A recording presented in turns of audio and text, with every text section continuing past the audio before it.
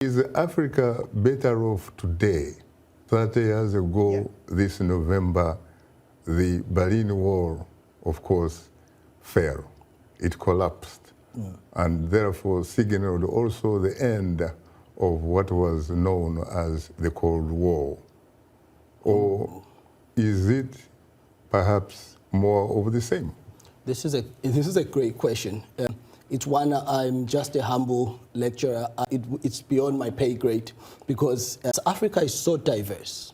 The questions, for example, the comments of my brother from New York, they represent quite a new experience in the mind of a typical South African who doesn't have a problem with tribalism. So the tribal conflict, for example, that the brother from New York might has outlined that might be rampant in Ethiopia, is not rampant in South Africa. So this diversity of experience also plays into a diversity of memory. There's diversity of memory about what was inflicted post-Berlin, post-independent state, and in the case of South Africa, post-liberation.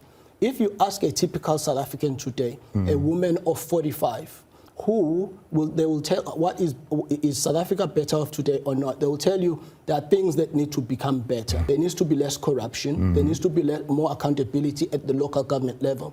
But that woman, I'll tell you what, Shaga, if her child is born, that child gets free antiretroviral drugs. So if she has HIV, to prevent a mother-to-child infection for free, that woman will get 500 rands in an ATM card from the Social Security Office to help her with the expenses. That woman gets free diapers. That woman's child will go to school for free in South Africa. So you would be hard-pressed to find that woman telling you that South Africa is worse off today.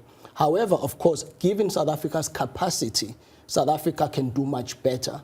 But I hasten to add that that is a vastly different experience if you took that woman perhaps and put her in Juba, South Sudan.